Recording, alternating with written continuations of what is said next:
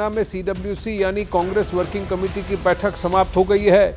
ये महामंथन सदाकत आश्रम में 5 घंटे तक हुआ, जिसमें 2 प्रस्ताव पारित हुए।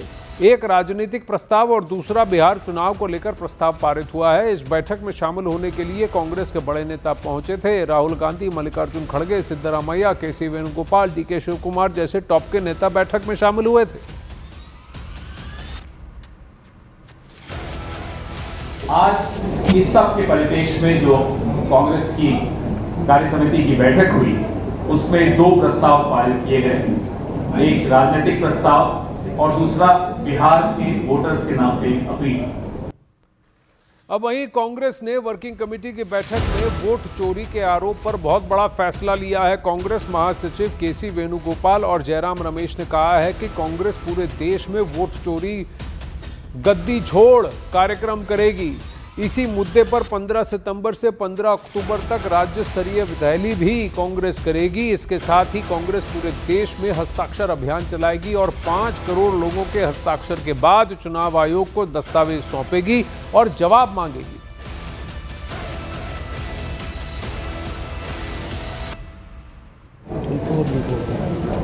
मिनी हाइड्रोजन बम, यूरेनियम बम, प्लूटोनियम बम, अलग अलग बम फोड़ने वाले हैं अलग अलग जगहों में। ये शुरुआत है। कर्नाटक के महादेवपुरा और आनंद से जुड़े हुए जो खुलासे हुए हैं, ये एक शुरुआत है। और वोट चोरी अभियान के बारे में इस प्रस्ताव में काफ़ी लंबा जिक्र है।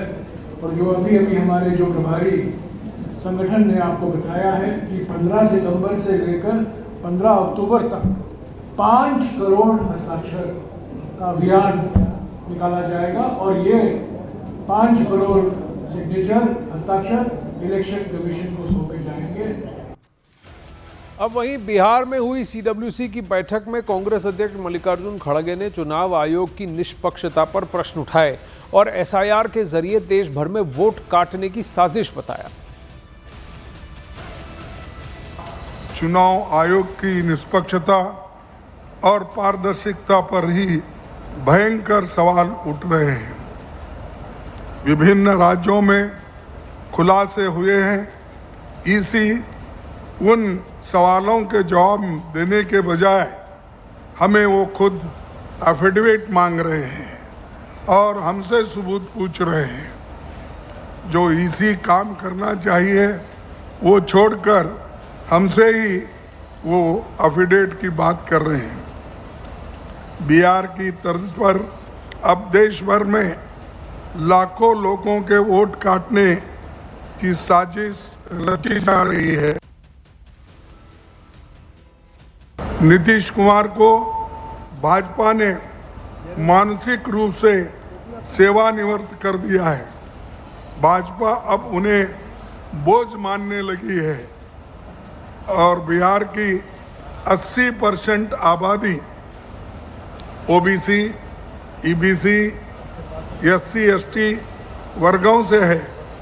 जनता जाति जनगणना और आरक्षण नीतियों में पारदर्शिता चाहती है। कांग्रेस पार्टी और राहुल गांधी जी ने केंद्र सरकार को घेर कर जाति जनगणना के लिए मजबूर किया है। अब वहीं बिहार चुनाव को लेकर कांग्रेस की बड़ी तैयारी है। बिहार में हुई सीडब्ल्यूसी की बैठक में कई अहम फैसले भी लिए गए, लेकिन सबसे बड़ा प्रश्न ही बना हुआ है। जब बिहार कांग्रेस के अध्यक्ष कृष्ण अलावरू से बिहार के सीएम फेस को लेकर सवाल पूछा गया तो वो टाल गए। इतना ही नहीं, मीडिया ने जब कांग्रेस के वरिष्ठ नेता भूपेश बघेल और सचिन पायलट से भी बिहार सीएम फेस पर प्रश्न पूछा तो वो भी बिना जवाब दिए ही वहां से निकल गए, उत्तर नहीं दिया उन्होंने। यानी बिहार महागठबंधन के सीएम फेस को लेकर कांग्रेस अभी पत्ते नहीं खोल रही है, जबकि आरजेडी की तरफ से लगातार तेजस्वी का नाम लिया जा रहा है और खुद तेजस्वी भी 2 बार खुद को सीएम के रूप में प्रमोट कर चुके हैं। तो क्या कांग्रेस किसी पशोपेश में है कि क्यों महागठबंधन का एक ही चेहरा, वो भी तेजस्वी यादव, ऐसा घोषित नहीं कर रहा, या कांग्रेस की तरफ से कौन बिहार में उनका चुनावी फेस है, इस पर बात नहीं हो रही। मुख्यमंत्री महागठबंधन का क्या एक ही चेहरा नहीं होना चाहिए? कांग्रेस क्यों इस पर हिचकिचा रही है, सकुचा रही है? ये प्रश्न बार बार पूछा जा रहा है।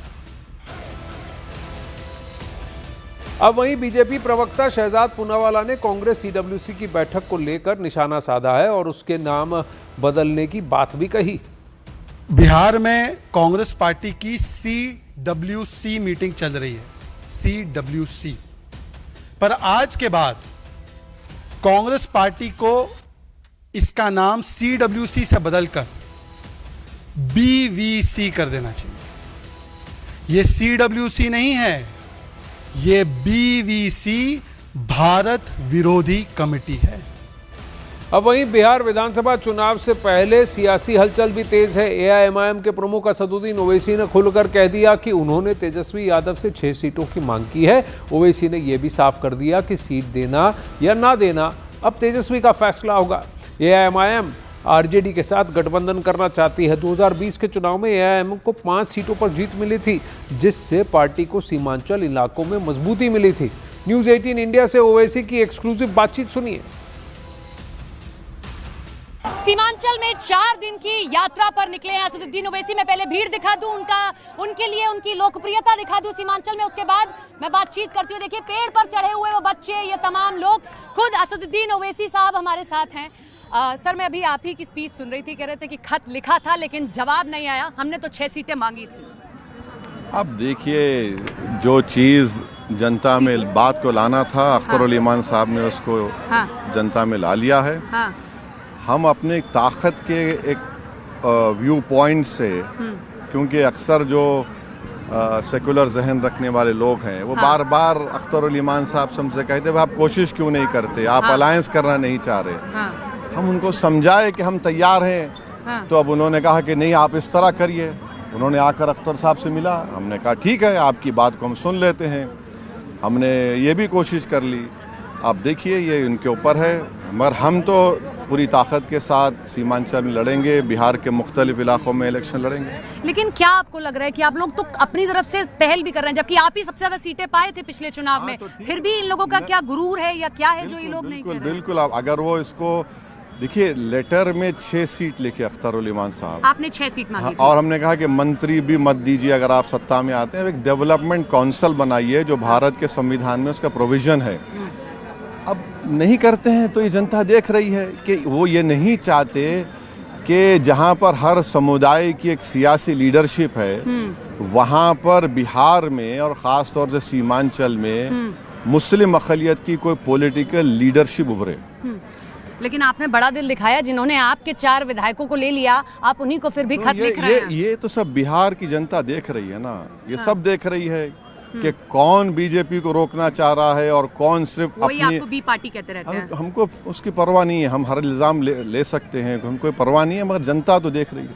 और अभी तक इन लोगों में ये तय नहीं हो पा रहा है कौन सीएम का फेस है। आज भी सीडब्ल्यूसी की बैठक हो रही है, फिर महागठबंधन की बैठक होगी, क्यों इन लोगों के बीच में इतनी खटपटा? हमको इससे मतलब नहीं, हमको मतलब लीडरशिप से है, हमको मतलब सीमांचल के डेवलपमेंट काउंसिल से है, हमको मतलब यहाँ पर जो डेमोग्राफिक डिविडेंड बिहार में है, 59% 25 साल से कम उम्र के नौजवान हैं, उनके लिए क्या कर सकते हैं, उनके लिए क्या करना चाहिए, तो जो नहीं हुआ हमको उसकी फिक्र। एक आखिरी सवाल, आई लव मोहम्मद पर बड़ा बवाल मचा हुआ है जो आप देख रहे हैं, उस पर क्या कहेंगे? देखिए, आर्टिकल 25 में फ्रीडम ऑफ रिलीजन है। कोई I love dash political leader लेके जाएगा तो फिक्र नहीं है किसी को। आप बताइए। लेकिन पुलिस नहीं, मसला कुछ नहीं है।